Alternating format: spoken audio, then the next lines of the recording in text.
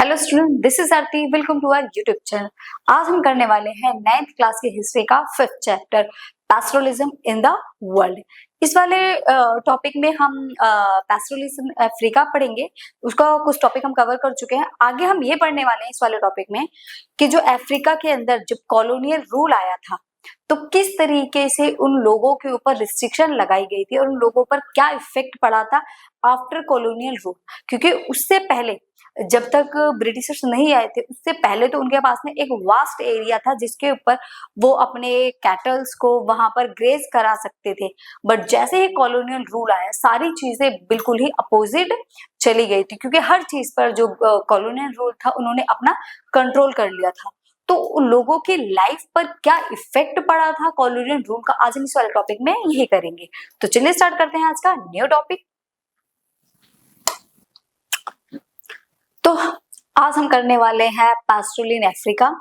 इससे पहले तो वैसे हम इस टॉपिक को कवर चुके हैं, आज हम इसका एक ब्रॉडर मीनिंग समझेंगे। देखिए, द बॉर्डर्स आर क्लोज। जो अफ्रीका के लोग थे उनके लिए जो बॉर्डर्स थे ना वो क्लोज कर दिए गए थे। कैसे क्लोज कर दिए गए थे? देखिए, मैंने लास्ट वाली जो क्लास थी उसमें भी आपको बताया था, मैं दोबारा बता देती हूँ कि जो अफ्रीका था ना, अफ्रीका के अंदर किसी सिर्फ ब्रिटिशर्स का ही रूल नहीं था, उसमें बहुत सारी कंट्रियों ने मिलकर अपनी कॉलोनी बनाया था। जैसे जर्मनी ने, मान लो ये पूरा अगर वो है, अगर ये पूरा अफ्रीका है तो इस पर्टिकुलर एरिया पे हर एक बंदे ने अपनी अपनी कॉलोनी बना लिया। जैसे ये वाला एरिया ब्रिटिश की कॉलोनी, ये वाला जर्मनी, ये अमेरिका, ये फ्रांस, ठीक है, ये पुर्तगाल। तो हर एक कंट्री ने अपनी अलग अलग कॉलोनी बना ली थी। अब कॉलोनी बन गई है तो ये वाला जो एरिया ये तो बॉर्डर हो गया ना। तो ब्रिटिश कॉलोनी वाले क्यों चाहेंगे कि वो बॉर्डर क्रॉस करके उनके लोग इस साइड जाएं, और ना ही ये जो जर्मनी वाले लोग हैं, ठीक है, ये जो जर्मनी वाले लोग हैं ये भी नहीं चाहेंगे कि ब्रिटिश कॉलोनी के जो लोग हैं वो उनके एरिया में एंटर हों। तो इसीलिए जो बॉर्डर्स थे, बॉर्डर्स को यहाँ से क्या कर दिया गया, क्लोज कर दिया गया। उससे पहले क्या था, जब ये बॉर्डर्स नहीं थे, जब बॉर्डर्स नहीं थे तो लोग यहाँ से यहाँ, यहाँ से यहाँ पूरा कंट्री मूव करते थे। बट जैसे ही अलग अलग कॉलोनीज बनी तो वहां पर क्या हुआ, एक बॉर्डर लाइन बन गई, और बॉर्डर लाइन के बनते ही जो बॉर्डर थे वो एक दूसरे के लिए क्या, क्लोज कर दिए गए। अब लोग एक से दूसरी जगह पर मूवमेंट नहीं कर पाते जैसे कि मूवमेंट वो पहले किया करते थे, क्योंकि इससे पहले बॉर्डर्स क्रिएट नहीं किए गए थे ना।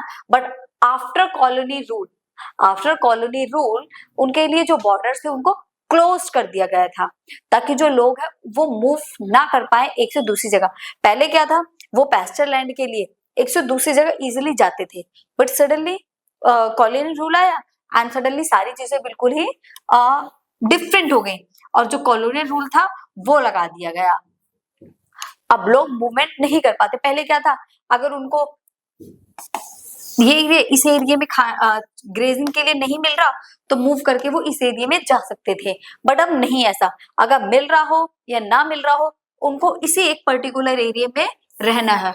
और ये तो चीजें वो थी जब कॉलोनी डिवाइड हो गई थी, बट कॉलोनी डिवाइड के बाद भी क्या था, जो कॉलोनी था, जैसे ब्रिटिश की कॉलोनी के अंदर जो लोग आ रहे थे उनको भी एक रिस्ट्रिक्टेड एरिया में डाल दिया गया था, रिजर्व एरिया कर दिया गया था कि आप लोग इस रिजर्व एरिया से बाहर नहीं जा सकते हो। उनके लिए भी एरिया रिजर्व कर दिए गए थे, चाहे उनके लिए ग्रेजिंग लैंड या पैस्चर लैंड उनके पास हो, अवेलेबल हो, अदरवाइज ना हो, उनको उसी लैंड एरिया पर अपनी जो लाइफ थी वो स्पेंड करनी थी। देखिए, in the 19th century, in the 19th century African pastoralists enjoy vast mobility in search of pasture। पहले क्या था, 19th century के अराउंड में जो अफ्रीकन पैस्टोरलिस्ट थे वो एंजॉय करते थे वास्ट मोबिलिटी, मतलब एक बहुत बड़े एरिया में सर्च ऑफ पैस्चर, पैस्चर के लिए वो एंजॉय करते थे, मतलब उनपे किसी भी तरीके का कोई रिस्ट्रिक्शन नहीं था। However, उसके बाद क्या हुआ, during this time the colonial government initiated restriction on their movements. जब गवर्नमेंट आ गई, कॉलोनियल गवर्नमेंट आ गई, तो गवर्नमेंट ने क्या करा, रिस्ट्रिक्शन लगा दिया किस पे, उनकी मूवमेंट पे, तो एक से दूसरी जगह नहीं जा सकते। I think their way of life significantly, तो सारा जो इफेक्ट था वो इन लोगों की लाइफ पर पड़ा। तो हम यही देखेंगे, जब बॉर्डर्स को क्लोज कर दिया गया तो उसके बाद जो लोगों की लाइफ थी वो किस तरीके से उस पर इफेक्ट पड़ा। ये देखिए, some other changes during colonial rule, क्या क्या चेंजेस आए कॉलोनियल रूल के बाद में। कॉलोनियल रिस्ट्रिक्शन देखो, authorities confined pastoralist to special reserve, confined कर दिए गए एरिया को, रिजर्व कर दिया गया, ठीक है, पैस्टोरलिस्ट टू स्पेंड रिजर्व, लोग उन लोगों के जो एरिया थे उनको रिजर्व कर दिया गया कि आप इस एरिया से दूसरे एरिया में नहीं जा सकते, रिक्वायरिंग परमिट, और जाने के लिए आप ऐसा नहीं बिल्कुल ही नहीं जा सकते, आप जा सकते हो बट परमिट के थ्रू, किसके थ्रू, परमिट के थ्रू, कि आप पहले परमिट शो करो, अगर आपके पास परमिट है तो आप एक से दूसरे एरिया में जा सकते हो। फॉर मूवमेंट, मूवमेंट के लिए आप जा सकते हो with permit. Getting permit was hard, but permit ही बहुत ही टिपिकली मिलता था, मतलब इजिली परमिट मिलता ही नहीं था, परमिट लेना ही, getting permit was hard, permit लेना ही बहुत ही बड़ी, मतलब वही था कि खोदा पहाड़ निकली चुहिया, ये वाला काम था, मिलता ही नहीं था। And it was difficult to get permit without trouble, और बिना परेशानी के तो परमिट मिलता ही नहीं था। एंड हरासमेंट भी की जाती थी, और उसमें सबसे ज्यादा जो चीजें फेस करनी पड़ी हैं वो फीमेल्स को करनी पड़ी, क्योंकि उनके साथ ज्यादा हरासमेंट की जाती थी। And if they broke the rule, और उन लोगों ने अगर रूल्स को ब्रेक कर दिया, रूल को तोड़ दिया, तो उनको पनिशमेंट दी जाती थी। क्या किया जाता था, उनको पनिशमेंट दी जाती थी। सिंपल वर्ड में अगर बताऊं तो ये है कि उन लोगों को एक से दूसरी जगह वो मूवमेंट के लिए जा तो सकते थे बट विद परमिट, परमिट के थ्रू जा सकते थे, लेकिन परमिट मिलना ही बहुत ही बड़ी प्रॉब्लम थी, ठीक है, ऊंट के मुंह में जीरे वाला काम था, परमिट मिलता ही नहीं था। अब इनकेस मिल भी गया और उसके बाद उनको जाने की परमिशन नहीं मिलती थी, परमिट भी है बट फिर भी जाने की परमिशन नहीं होती थी, और उसके बाद अगर किसी ने कुछ कर दिया या कोई प्रॉब्लम हो गई, रूल तोड़ दिए, तो उसको पनिशमेंट दी जाती थी। Reserve function as strict boundaries, जो ये रिजर्व थे इनके लिए बहुत ही स्ट्रिक्ट बाउंड्रीज बनाई गई थी कि कोई भी इन बाउंड्रीज को ब्रेक ना कर सके। Reshaping the pastoralist traditional nomadic way of life, और वो अपनी इस लाइफ को रीशेप कर रहे थे। रीशेप का मतलब जो पर्टिकुलर एरिया, जो रिजर्व एरिया उन्हें मिला था, वो उसी में रहने की हैबिट डाल रहे थे, तो इसलिए बोला गया है कि वो अपनी लाइफ को रीशेप कर रहे थे। अगर नहीं करेंगे, हैबिट नहीं डालेंगे, तो क्या कर सकते हैं, इसके अलावा वो कुछ भी नहीं कर सकते। तो उनके पास सिर्फ एक ही ऑप्शन बचा था कि वो उस जगह पर रहने की हैबिट को डाल ले। तो ये इम्पैक्ट पड़ रहे थे पेस्टोरिस्ट की लाइफ पर, और इस तरीके से कॉलोनियल जो गवर्नमेंट आई थी उसने लोगों की लाइफ को इफेक्ट किया और उसको प्रॉपरली अपने कंट्रोल में ले लिया था। एंड नेक्स्ट है market exclusion and stereotyping. Market area divide कर दिया गया था, ये ब्लैक्स का एरिया, ये व्हाइट्स का एरिया, जहां व्हाइट्स रहते हैं वहां ब्लैक एंटर भी नहीं कर सकते हैं, मतलब जा ही नहीं सकते। बट सिंपल सी एक बात ये है ना कि अब व्हाइट है, एक तरीके से वो सुपीरियर है, तो वो काम तो कुछ करेंगे नहीं, तो उनकी जगह पर काम कौन करेगा, तो सिंपल सी बात है उनकी जगह पर ब्लैक्स काम करेंगे।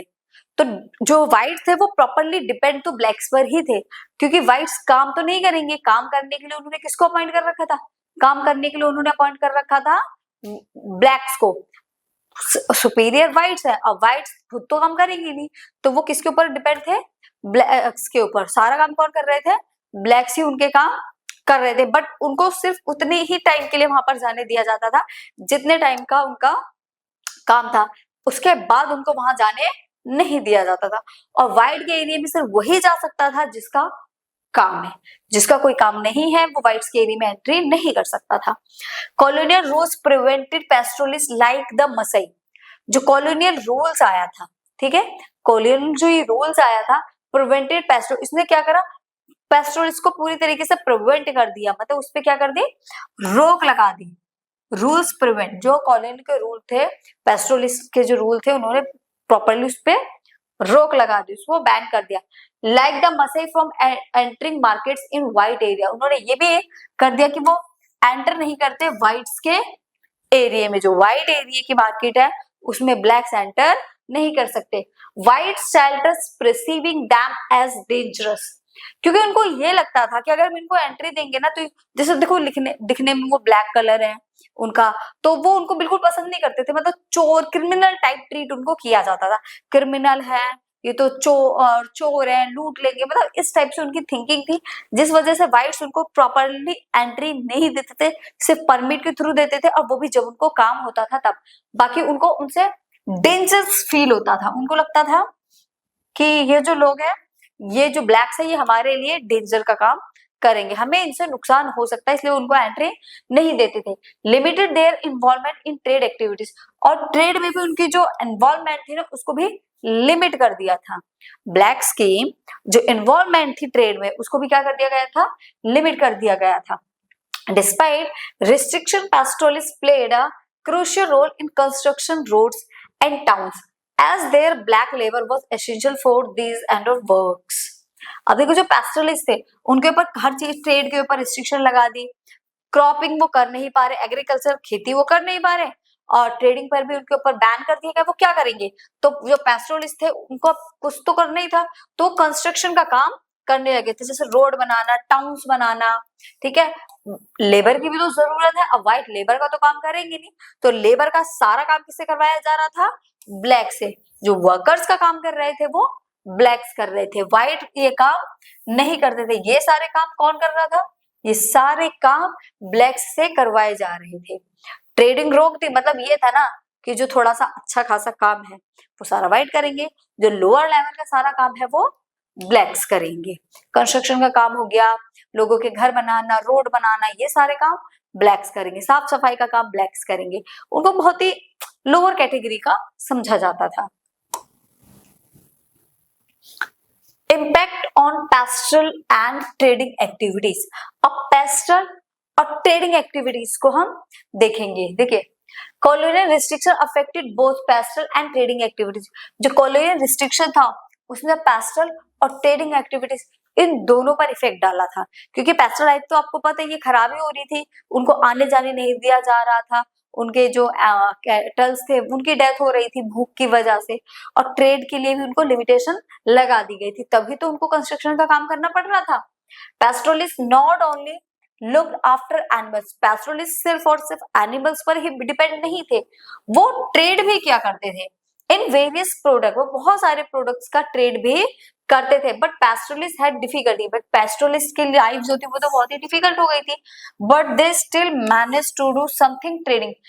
पैस्टोरलिस्ट की लाइफ जब डिफिकल्ट हो गई थी तो वो मैनेज कर रहे थे चीजों को, किसके थ्रू, ट्रेडिंग के थ्रू चीजों को मैनेज कर रहे थे, और उसके लिए नए रूल्स भी बनाए।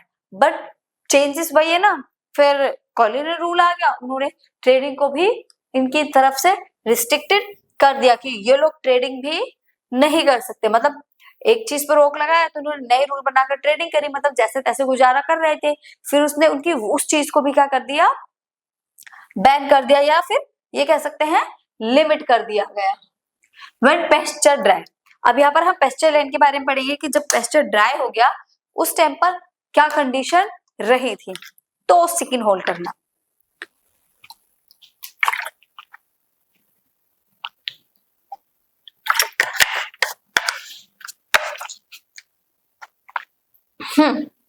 चलिए देखिए, अब यहाँ पेस्टोरलिस्ट की लाइफ एक बार देखो। जब लैंड जो थी हमारी, वो पेस्चर जो था वो ड्राई हो गया था, पूरा सूखा पड़ गया था, तब उनकी लाइफ पर क्या इफेक्ट पड़ रहा था। colonial times brought significant changes to traditional way of life, the Masai pastoralists। हमें पूरा जो टॉपिक पढ़ रहे हैं मसई कम्युनिटी के थ्रू पढ़ रहे हैं, मसई एक कम्युनिटी है उसके थ्रू हम उसके कॉन्टेक्स्ट से हम इस पूरे टॉपिक को कवर कर रहे हैं। तो जो कॉलोनियल टाइम्स जब आया तो उसमें काफी सारे चेंजेस हुए मसई पेस्टोरलिस्ट के। देखिए क्या क्या चेंजेस हुए। नोमैडिक लाइफस्टाइल अंडर थ्रेट, जो नोमैडिक लाइफस्टाइल था ना वो थ्रेट में था, मतलब डर के माहौल में था। नोमैडिक जो लाइफस्टाइल था वो डर के माहौल में था। क्यों था डर के माहौल में? देखिए, drought affect the life of pastoralist. Drought, सूखे ने इफेक्ट किया पेस्टोरलिस्ट की लाइफ को एवरीवेयर, हर जगह। When rain falls and pasture are dry, जब बारिश फेल हो जाती थी, मतलब बारिश नहीं होती थी, रेन नहीं होती थी, तो जो पेस्चर थे वो क्या ड्राई हो जाते थे। क्योंकि सिंपल सी बात है, जब बारिश नहीं होगी तो कोई भी चीज ग्रो कैसे करेगी? कोई भी चीज ग्रो तो तभी कर पाती है जब उसको प्रॉपर पानी मिल पाता है, एक अमाउंट में पानी, वाटर की सप्लाई हो पाती है। जब वाटर ही नहीं मिलेगा, रेन ही नहीं मिलेगी, तो पेस्चर क्या हो जाता था? Dry. Cattles are likely to starve, और जो कैटल्स थे उनके वो भूख से बेचारे तड़प रहे थे। Unless they can be move to areas where forest is available, और जहां पर पेस्चर अवेलेबल है उस एरिया में ये लोग जा नहीं सकते थे। क्यों नहीं जा सकते थे? क्योंकि उनको रिस्ट्रिक्टेड कर दिया गया था, बॉर्डर्स को क्लोज कर दिया गया था, तो किसी दूसरे एरिया में ये लोग नहीं जा सकते थे। Nomadic move from place to place, nomadism allows them to survive bad times and avoid crisis। Nomadic जो था ना, नोमैडिज्म है ही यही कि आप अपने एक बैड टाइम में एक से दूसरी जगह मूवमेंट कर सको। यहाँ पेस्चर खत्म हो गया, आप किसी दूसरे एरिया में जा सकते हो, बट वही है ना, कॉलोनियल के आने के बाद में इस चीज को ही बैन कर देगा। नोमैडिज्म है ही यही कि आप एक से दूसरी जगह क्या करो, मूवमेंट करो अपने बुरे समय में। एक जगह सरवाइव नहीं कर पाते, आप दूसरी जगह जाओ। पर ब्रिटिश ने तो, या फिर ये कहो कॉलोनियल रूल ने तो इनके मूवमेंट को ही क्या कर दिया, प्रॉपर बैन कर दिया था। इम्पैक्ट ऑफ फिक्स सेटलमेंट, और उनको एक फिक्स एरिया में फिक्स कर दिया, एक पर्टिकुलर एरिया में फिक्स कर दिया। कैसे देखिए, Maasai were bound down to a fixed area, Maasai को एक एरिया में बाउंड कर दिया, फिक्स कर दिया कि आप इस एरिया से बाहर नहीं जा सकते हो। कन्फाइंड विद इन रिजर्व, उनके लिए वो एरिया रिजर्व कर दिया। मसई वर cut off from the best grazing lands and forced to live within a semi-arid tract prone to frequent drought, और उनको मतलब जबरदस्ती एक एरिया में रहने के लिए मजबूर कर दिया गया कि आप इस एरिया से बाहर नहीं जा सकते। जब बाउंडेशन लगा दी, रिस्ट्रिक्शन लगा दी, अपने सिक्योरिटी बिठा दी कि लोगों को देखो ये लोग एक से दूसरी जगह में ना जा सके, तो सिंपल सी चीज है, उनको बेस्ट जो ग्रेजिंग लैंड थी वहां से हटाकर एक सेमी एरिड वाले एरिया में उनको रहने के लिए मजबूर कर दिया गया था कि आप इसी एरिया में रहोगे, चाहे पेस्चर लैंड यहाँ पर हो या फिर ना हो। Moreover they were made to live in a place that doesn't get much rain which make the challenges even harder. अब वहां पर बारिश नहीं होती थी, ठीक है, बारिश रेन नहीं होती थी, तो हर्डर्स के लिए वो जो टाइम था वो बहुत ही चैलेंजेस का टाइम था, क्योंकि खाने के लिए उनके कुछ भी ग्रो नहीं कर पाता। सारी चीजें बारिश के ऊपर ही डिपेंड करती है, जब रेन होगी तो क्रॉप भी अच्छी होगी। तो इनके लिए ये एरिया एक ड्राई एरिया था, वहां पर तो वैसे ही बारिश कम होती है, और उनको ऐसे एरिया में रोका गया था जहां पर रेन और भी ज्यादा कम होती है। ड्रॉट डिवास्टिंग कॉन्सिक्वेंसेस, अब ड्रॉट के कॉन्सिक्वेंसेस क्या थे, इसका रिजल्ट जो आया, परिणाम जो आया वो क्या आया, देखिए, the inability to shift cattle to better pasture during droughts result in widespread starvation and disease. और इनएबिलिटी ये थी कि उनको एक अच्छे पेस्चर में तो क्या बोल सकते हैं, सेंड कर ही नहीं सकते थे, कैटल्स को शिफ्ट कर ही नहीं सकते थे। अच्छे जहां पर अच्छी ग्रोथ हो रही है, जहां पर अच्छी पेस्चर लैंड है, वहां पर उनको भेज ही नहीं सकते थे, ठीक है। अब उनको भेज नहीं सकते थे तो इसके चलते क्या हुआ, स्टार्वेशन, भूखमरी और बीमारियां बढ़ने लगी थी। Okay, the Maasai cattle died for starvation and disease in this year of drought, जिसकी वजह से क्या हुआ, जो मसई कैटल थे वो मरने लगे थे भूखमरी से और बीमारियों से। ईयर ऑफ ड्रॉट, जब भी सूखा पड़ता था तो उस कंडीशन में वहां पर जो कैटल थे वो मरने लगे थे भूखमरी से और बीमारियां, मतलब दूसरी नई नई बीमारियां होने लगी, भूखमरी फैल गई, खाने को कुछ नहीं मिलता था, तो उस कंडीशन में क्या होगा, वो बेचारे मरेंगे ही। तो द 1930 इंक्वायरी हाईलाइटेड द मसई इन Kenya possessed 7,20,000 cattle, 8,20,000 sheep and 1,71,000 donkeys। 1931 की जब इंक्वायरी की गई केन्या में, जब उसके चेक किया गया, उसकी जांच की गई, तो उस टाइम पर यह पता चला कि 7,20,000 कैटल थे उनके पास में, 8,20,000 सीप थी और 1,71,000 उनके पास डोंकीज थे। बट इनकी जो ये नंबर्स है ना, ये धीरे धीरे धीरे धीरे नंबर्स डाउन होते हुए, डिक्रीज होते हुए चले गए थे। क्यों डिक्रीज हो रहे थे, प्रॉब्लम आपके सामने है, इस वजह से इनके जो नंबर्स थे वो डाउन होते चले गए थे। In 2 years of serve drought 1933 and 1934 over half the cattle in Masai Reserve died। 2 साल ड्रॉट की सिचुएशन आई थी 1933 और 1934 में। इन 2 सालों में हाफ से भी ज्यादा जो कैटल थे उनकी डेथ हो चुकी थी ड्रॉट की सिचुएशन में। तो ये इम्पैक्ट पड़ा था ड्रॉट का और डिवास्टिंग का, ठीक है, ये रिजल्ट निकला।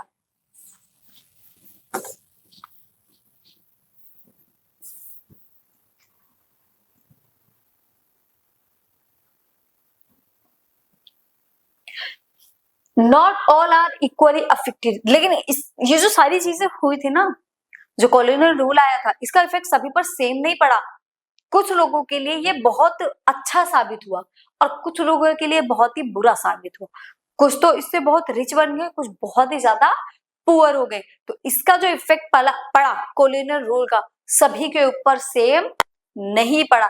इसका इफेक्ट हर किसी पर अलग पड़ा, सबकी कंडीशंस अलग अलग थी। तो हम यहाँ पर वही देखेंगे कि किस तरीके से सब पर इसका जो इफेक्ट था वो डिफरेंट था। The colonial period had differing effects on various group. जो ये कॉलोनियल पीरियड था, इसका जो इफेक्ट पड़ा वो various group in Maasai lands and pastoralist society में सभी पर डिफरेंट था। किस तरीके से डिफरेंट था? In the past Maasai society had main two groups.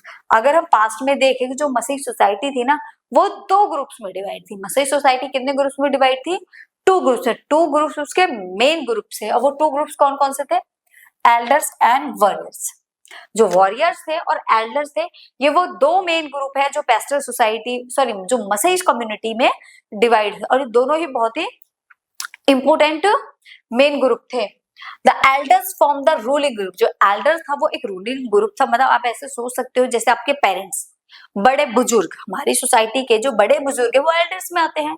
वो हमेशा सारे डिसीजन लेते हैं। तो इसलिए जो एल्डर्स था वो रूलिंग ग्रुप था, क्योंकि वो सभी को रास्ता दिखाते, बताते हैं आपको किस तरीके से काम करने हैं। तो इसलिए ये जो ग्रुप है ये रूलिंग ग्रुप में आता है। and made in periodic council to decide on the affairs of the community and settle disputes को किस तरीके से सेटल करना है और कम्युनिटी को किस तरीके से रहना है, हमें आगे अब क्या करना है, क्या चीजें करनी है।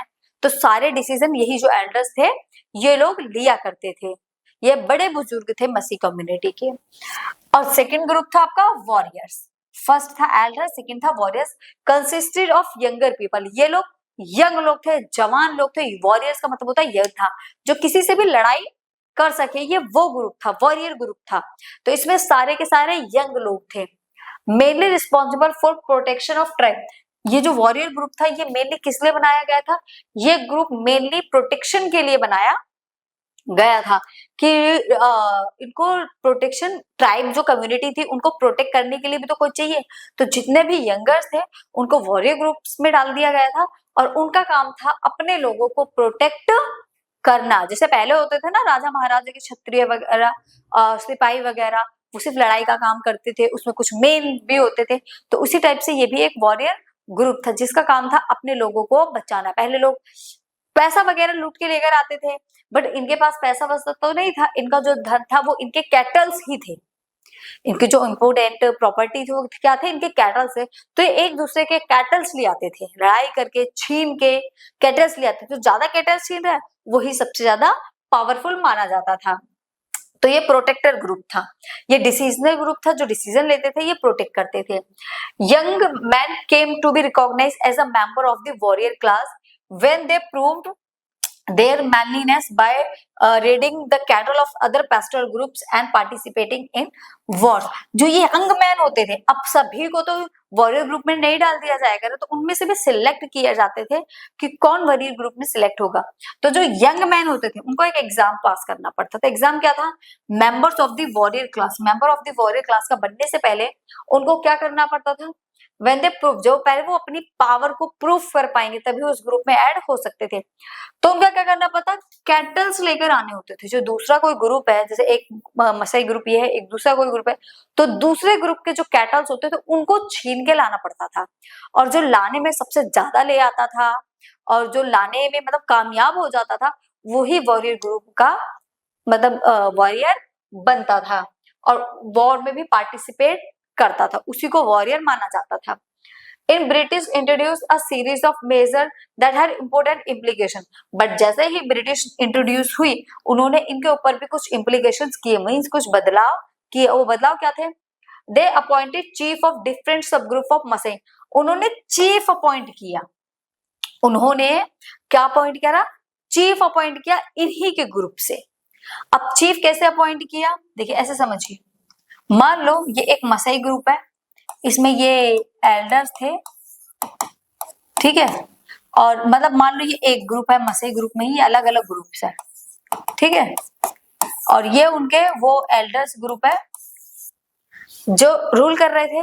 तो उन्होंने क्या करा, हर ग्रुप के ही एक लीडर को लिया और इनके ऊपर बिठा दिया, इसी ग्रुप से एक पर्सन को लिया और उनके ऊपर क्या करा, एक लीडर को लीडर बना के इनके ऊपर ही बिठा दिया। मतलब एक पर्टिकुलर ग्रुप है ना, तो हर ग्रुप में से उन्हीं के लोगों में से एक इंसान को लिया और उसको उन्हीं के ऊपर चीफ बना दिया। तो अब सारे डिसीजन पहले वो एल्डर्स मिलकर लेते थे, अब वो एल्डर्स मिलकर नहीं लेंगे, अब डिसीजन वो जो जिसको ब्रिटिश ने चीफ बनाया है वो डिसीजन लेगा, और उसको ब्रिटिशर्स ने चीफ बनाया तो सिंपल सी बात है वो ब्रिटिश का चमचा होगा, ब्रिटिश के अकॉर्डिंग चलेगा। तो एक ऐसे पर्सन को जो उनकी बात सुनने वाला हो वो उसको उस ग्रुप से लेते थे और उन्हीं के लोगों के ऊपर उसको चीफ बना दिया करते थे। अब सारे डिसीजन ये एल्डर्स नहीं लेंगे, अब सारे के सारे जो डिसीजन है जिसको चीफ बनाया है वो लेगा, ठीक है। अब जिसको चीफ बनाया है सारे के सारे डिसीजन कौन लेगा, वो एक सिंगल पर्सन लेगा, ठीक है। Sub group of Maasai who were made responsible for the affairs of the tribe, the British impose various restriction on reading and warfare. अब इसमें जितने भी चेंजेस होंगे, बदलाव होंगे, सब कुछ किसके हाथ में चला गया, अब ये जो चीफ था इसके हाथ में चला गया। एक तरीके से जैसा ब्रिटिश उसको करने को बोलेगी वो वैसा ही करेगा। तो यहाँ से इनके हाथ की जो ये पावर थी ना ये भी निकल गई थी। ये चीजें समझ आई। तो दो ग्रुप थे, एक वॉरियर ग्रुप एक एल्डर ग्रुप, और इन्हीं के ग्रुप में से एक इंसान को लेकर उसको इन्हीं के ऊपर क्या बना दिया गया, चीफ बना दिया गया कि आप हमारे लिए काम करोगे, और उसको बदले में पर्टिकुलर सैलरी दी जाती थी। वो फ्री में काम नहीं करता था, उसको ब्रिटिश गवर्नमेंट वेजेस देती थी, सैलरी देती थी, और वो उस सैलरी के बेस पे काम करता था। मतलब उसके कैटल्स मर भी गए ना तो उसे टेंशन नहीं है क्योंकि उसकी तो सैलरी आ रही थी। तो यही डिफरेंस था इनमें और कुछ लोगों में। ये जो ग्रुप आपको दिखाई दे रहा है तलवार ले लेके सारे खड़े हुए हैं, ये क्या है, ये वॉरियर ग्रुप है। इसी तरीके से वॉरियर ग्रुप होते थे। अब यहाँ देखिए impact on chief versus warrior. अब यहाँ पर चीफ का और जो वॉरियर ग्रुप था उनका क्या इंटरेक्शन होता है। The chief appointed by the colony government, जो चीफ था उसको कौन अपॉइंट करता था, कॉलोनी गवर्नमेंट अपॉइंट करती थी। Often accumulated wealth over time, अब उसके पास तो पावर बढ़ गई ना, जो वो चीफ था। देखिए यहाँ पर क्या चीजें सबके लिए इक्वली इफेक्ट नहीं थी, लोग अलग थे। अब वो जो चीफ उन्हीं के बीच का एक जो चीफ था उसके पास एक्स्ट्रा पावर आ गई। क्या आ गई, उसके पास एक्स्ट्रा वेल्थ आ गई, पावर आ गई। They had a regular income, अब उसकी एक रेगुलर इनकम बन गई। बाकी सबको क्या रेगुलर इनकम मिल रही है, नहीं मिल रही, बट उस चीफ की एक रेगुलर इनकम बन गई। With which they could bye, जिससे वो एनिमल्स खरीद सकता है, गुड्स खरीद सकता है और लैंड भी खरीद सकता है। They lend money to poor neighbours who needed cash to pay taxes, और वो उनको भी पैसा उधार दे सकता है जो लोग टैक्स को पे नहीं कर पा रहे, और उनको पैसा वो उधार भी दे सकता है क्योंकि बस उसके पास एक इनकम सोर्स है जिसकी वजह से वो लोगों को पैसा उधार देगा और बाद में उनसे पैसा ले लेगा। अब उसके कैटल्स मर जाए कुछ भी हो जाए उसको फर्क नहीं पड़ेगा क्योंकि वो उससे नए एनिमल्स खरीद सकता है, खाना खरीद सकता है, जमीन भी खरीद सकता है और लोगों को भी पैसा उधार दे सकता है। Many of them began living in towns and become involved in trade. कुछ लोग तो गांव छोड़ छोड़ कर शहरों में जाकर बस गए, टाउन्स में जाकर बस गए, और टाउन में जाने के बाद वो लोग क्या करने लगे, ट्रेड करने लगे, और उनकी फैमिली तो गांव में रह गई। Their wives and children stayed back in village. वो वहां से मतलब पैसा भेजते थे, तुम गांव में ही रहो, गाय भैंस संभालो, मैं यहाँ से तुम्हें पैसा टाइम टू टाइम भेजता रहूंगा। तो इस टाइप से उनके जो वाइफ्स थी, उनके जो बच्चे थे वो गांव में ही रहे, वो कैटल्स वगैरह को हैंडल करते थे और वो टाउन्स में रहकर ट्रेड कर कर उनको पैसे भेजा करते थे। This chief manage to survive the devastation of war, devastation हो जाए, वॉर हो जाए एंड ड्रॉट की सिचुएशन आ जाए। They had both pastoral and non pastoral income, इनके पास तो पैस्टरल और नॉन पैस्टरल दोनों ही इनकम थी। अगर किसी भी सिचुएशन आ जाए ये हर सिचुएशन में बाहर निकल सकते थे क्योंकि इनके पास नॉन पैस्टरल भी एक इनकम थी, मतलब एक अदर इनकम सोर्स था। And could by animals when there stock was depleted. जब इनके एनिमल्स खत्म भी हो जाए, डेथ हो जाए, सारा बहुत नुकसान हो जाए, उसके बाद भी ये चीजों को नई चीज सिरे से स्टार्ट कर सकते थे। क्यों स्टार्ट कर सकते थे? क्योंकि इनके पास एक इनकम का अदर सोर्स था। तो इस चीफ के लिए और बाकी अदर लोगों के लिए जो कॉलोनियल रूल का इफेक्ट पड़ा था वो बिल्कुल ही डिफरेंट था। तो इसीलिए बोला गया है कि इसका जो इफेक्ट था वो सबके लिए सेम नहीं था। वॉरियर ग्रुप्स के लिए, एल्डर्स के लिए बिल्कुल डिफरेंट था। उनकी तो सारी पावर ही चली गई, चीफ के पास में पावर आ गई, तो दोनों के लिए चीजें सेम नहीं रही। ये हमारा वॉरियर ग्रुप है, देख सकते हो यंग मैन लड़ाई के लिए बिल्कुल तैयार है। ठीक है, ये देखिए the social change in society occurred at two level. अब सोसाइटी में जो चेंजेस थे वो किस तरीके से है, देखिए the traditional difference based on age. अब जो एज का डिफरेंस था ना वो खत्म हो गया था, अब एज का डिफरेंस नहीं बचा था। जैसे पहले एज का डिफरेंस था, वॉरियर यंग थे, एल्डर्स थे, बूढ़े लोग थे, तो उनमें एक एज का डिफरेंस था। Between the elders and warriors was disturbed, thought it did not break down entirely. अब जो उनके बीच की चीजें थी ना ये पूरी तरीके से ब्रेक नहीं हो चुकी थी, बोल सकते हो, क्योंकि अब उनके ऊपर जो लीडर बन के आया था वो कोई दूसरा ही पर्सन था। सेकेंडली क्या है, a new distinction between the wealthy and poor pastoralist develop. अब यहाँ पहले जो गैप था, पहले बुजुर्ग और यंगर का गैप था, बड़े बूढ़े और जवान लोगों का गैप था, अब वो गैप खत्म हो गया। वो गैप पूरी तरीके से खत्म हो गया। अब कहाँ गैप रहा, क्योंकि उनके ऊपर तो कोई और ही रूल कर रहा है। तो बूढ़ों का, वॉरियर्स का और एल्डर्स ग्रुप का गैप खत्म हो गया। अब जो गैप स्टार्ट हुआ है वो हुआ है वेल्दी, रिच और पुअर का गैप, क्योंकि कुछ लोग रिच हो गए, कुछ लोग पुअर हो गए। अब एल्डर्स और वॉरियर्स का गैप खत्म, अब स्टार्ट हुआ है रिच और पुअर का गैप, क्योंकि अब लोग वहां पर या तो अमीर हो रहे थे या गरीब हो रहे थे। तो ये गैप वहां पर एक नया स्टार्ट हुआ था। अब कंक्लूजन क्या निकलता है इसका, देखिए कंक्लूजन ये निकलता है, अभी तक हमने पूरा चैप्टर पढ़ा, हमने इंडिया के कॉन्टेक्स्ट में भी ये पैस्टोरलिज्म पढ़ा, अफ्रीका के कॉन्टेक्स्ट में भी पढ़ा, बट दोनों में जो चीजें थी वो सेम ही थी। दोनों में क्या था, उन पेस्टल ग्रुप्स किसी ना किसी कॉलोनी ने आकर रूल करा और प्रॉपरली उस पर रिस्ट्रिक्शन लगा दी, और उसका जितना प्रॉफिट था वो कॉलोनी रूल खुद लेना चाहते थे, और वहां लोगों की हालत को बहुत ही ज्यादा बेकार कर दिया। ये देखो पैस्टोरलिज्म एक ऐसा टॉपिक होता है जिसपे लोग जल्दी से बात नहीं करते हैं, ठीक है, उनको बात करना पसंद नहीं, मतलब इम्पोर्टेंट ग्रुप नहीं है, बट फिर भी आपकी बुक में ये टॉपिक दिया हुआ है तो इम्पोर्टेंट ही है, क्योंकि देखो सोसाइटी का तो पार्ट ये टॉपिक भी है ना हमारा, बट इसको कई बार नहीं दिया जाता है, बट सोसाइटी का हमारे पार्ट है तो ये काफी इंपोर्टेंट पार्ट हो जाता है। तो हम फाइनली अब इसका कंक्लूजन करेंगे। देखिए क्या निकलता है, in various parts of the world pastel communities face changes. हमने इस पूरे चैप्टर में क्या देखा कि बहुत सारे पार्ट थे इसके, और पूरे वर्ल्ड के अगर हर एक कंट्री में देखा जाए तो हर कंट्री में आपको जो पैस्टलिस्ट ग्रुप है, जो ये कम्युनिटी है, हर कंट्री में देखने को मिलेगी, चाहे वो इंडिया हो, कीनिया हो या फिर अफ्रीका हो, कोई भी कंट्री हो, हर जगह आपको पैस्टलिस्ट की लाइफ देखने को मिलेगी। बट सिचुएशन जो उनकी थी वो कुछ कुछ सेम ही थी। देखो चाहे किसी भी कंट्री के ये लोग हों, सरवाइव तो सभी करते हैं और मूवमेंट इनका जारी रहता है, क्योंकि नोमैडिज्म पैस्टोरलिज्म का मीनिंग है मूवमेंट करना। वो अपनी बेड कंडीशन में एक से दूसरी प्लेस में जाकर मूवमेंट करते हैं। पेस्टल कम्युनिटी फेस चेंज, और ये काफी सारे चेंजेस भी फेस करते हैं और कर भी चुके हैं। न्यू लॉज, बॉर्डर्स लिमिट, इनके देखो इतनी सारी प्रॉब्लम फेस करनी पड़ी, नए लॉ बनाए गए, इनके लिए बॉर्डर्स को लिमिट कर दिया गया, इनके मूवमेंट के कंट्रोल कर लिया गया। Finding goods grazing lands become tough, एक अच्छी पेस्चर लैंड को पाना इनके लिए बहुत ही टफ काम हो गया, क्योंकि इनको मिल ही नहीं रही थी, मिल क्या नहीं रही थी, मूवमेंट को ही जब रिस्ट्रिक्ट कर दिया गया था तो किस तरीके से ये एक से दूसरे प्लेस में जाएंगे, स्पेशली इन ड्रॉट, और स्पेशली किस सिचुएशन में, ड्रॉट की सिचुएशन में, जब बेसिकली इनको जाना ही जाना था उस सिचुएशन में भी इनको इनके ऊपर रिस्ट्रिक्शन लगाई गई थी, जिससे ये एक से दूसरे एरिया में ना जा सके। They adapt by changing routes and seeking supports. Pastoralism remains relevant, fitting many reasons today and highlighting its importance. आज के टाइम में भी आपको कई सारी जगह पर ये पैस्टोरलिज्म या पैस्टोरलिस्ट लोग देखने को मिलेंगे, बट आज वो सिचुएशन नहीं है इनकी जो कि उस टाइम पर थी, क्योंकि बहुत सारे लोग सेटल हो चुके हैं, अब उस तरीके से मूवमेंट नहीं करते हैं जैसा कि अभी हमने इस चैप्टर में पढ़ा था।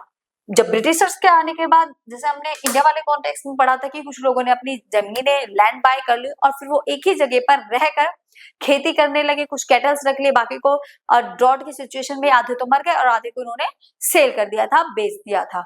तो फिक्स रहकर वो एक ही जगह पर काम, अपनी खेती वगैरह का काम करने लगे थे। तो ये था हमारा आज का चैप्टर पैस्टोरलिज्म। ठीक है, तो ये हमारा आज का पैस्टोरलिज्म चैप्टर था जो कि खत्म हो गया। ठीक है, तो चलिए बाय बाय टाटा, फिर मिलेंगे एक न्यू चैप्टर के साथ और एक न्यू वीडियो में। Bye bye.